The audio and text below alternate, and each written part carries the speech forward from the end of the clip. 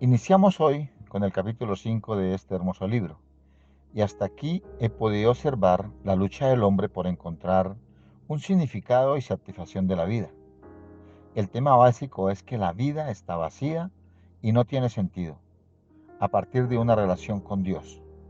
Debemos entender que a menos que el hombre llegue a conocer al Creador, nada de lo que ha sido creado podrá darle paz y satisfacción, ya que todo, sin duda, según el predicador, es vanidad.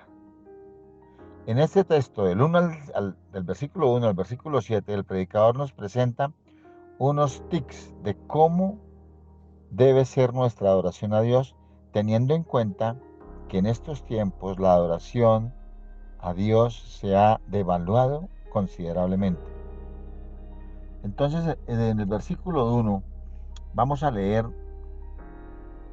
donde dice: cuando vayas a la casa de Dios, cuida tus pasos y acércate de escuchar en vez de ofrecer sacrificio de necios que ni conciencia tiene de que hacen mal. En este texto, Dios es usado 7 veces. Dice: cuida tus pasos y acércate a escuchar en vez de ofrecer sacrificio de necios. Encontramos un paralelismo, un parecido con las palabras del profeta Samuel dichas al rey Saúl en 1 Samuel 5:22, cuando le dijo: ¿qué le agrada más al Señor? ¿Que se le ofrezcan holocaustos y sacrificios o que se obedezca lo que él dice?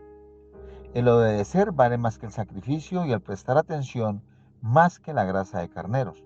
Sin duda la comparación entre la obediencia y los sacrificios son algo marcadas por el profeta Samuel. Dios aprecia más la obediencia que actos vanos y sin sentido. Uno de los imperativos que nos demuestran una adoración genuina a Dios es obedecerle responsablemente. Dice: cuida tus pasos. Podría ser una metáfora de acercarse de una manera digna. También podría ser escuchar correctamente, siendo también el imperativo que define nuestra primera sección de la adoración. ¿Qué es un necio? Es aquel que no hace lo que Dios ya estableció para el ser humano. En otras palabras, un necio es aquel que no hace la voluntad de Dios, solamente puede hacer el mal aún sin saber lo que está haciendo. El siguiente versículo nos dice: no te apresures ni con tu boca ni con la mente a proferir ante Dios palabra alguna. Él está en el cielo y tú estás en la tierra. En la primera parte del versículo 2 encontramos el segundo imperativo: no te apresures. Y esto nos enseña que nuestro pensamiento en la adoración debe ser correcto. Así que una adoración genuina a Dios es pensada correctamente. Él está en el cielo y tú estás en la tierra. O sea, Él está en el cielo y nosotros estamos en la tierra. Es un lítote que nos recuerda que nuestra condición delante de Dios. Nosotros como seres humanos en la tierra estamos bajo su dominio y soberanía indudable. Así Dios es exaltado porque está en el cielo. Entonces dice en la parte 2 del verso 2, dice: mide pues tus palabras. Quien mucho se preocupa tiene pesadillas y quien mucho habla dice tonterías. Mide pues tus palabras. Este es el tercer imperativo de esta sección. Una adoración genuina a Dios es expresada correctamente. Quien mucho se preocupa tiene pesadillas y quien mucho habla dice tonterías. Siendo un proverbio de la época, completa la idea en cuanto a la expresión correcta de la adoración. Esta no debe ser diciendo tonterías o profiriendo palabrerías vanas, sino más bien debe ser concentrada correctamente en quien la merece, como siendo Dios así como reconociendo nuestra condición debajo del cielo para exaltar la grandeza y justicia de Dios. Del versículo 4 al versículo 7 vamos a analizar una adoración reverente a Dios. Dice: cuando hagas un voto a Dios, no tardes en cumplirlo, porque Dios no le agradan los necios. A Dios no le agradan los necios. Cumple tus votos. Vale más no hacer votos que hacerlos y no cumplirlos. Cuando hagas un voto a Dios, los votos eran acuerdos voluntarios celebrados con la deidad en aquellos tiempos. Típicamente los votos eran condiciones y acompañaban una petición a la deidad. Eran compromisos cúlticos a Dios en los que el adorador prometía emprender una acción dada si Dios otorgaba su petición. Pero el predicador nos hace una advertencia. No tarde, no tardes en cumplirlo. Y cumple tus votos, que nos lleva al primer imperativo, una adoración reverente.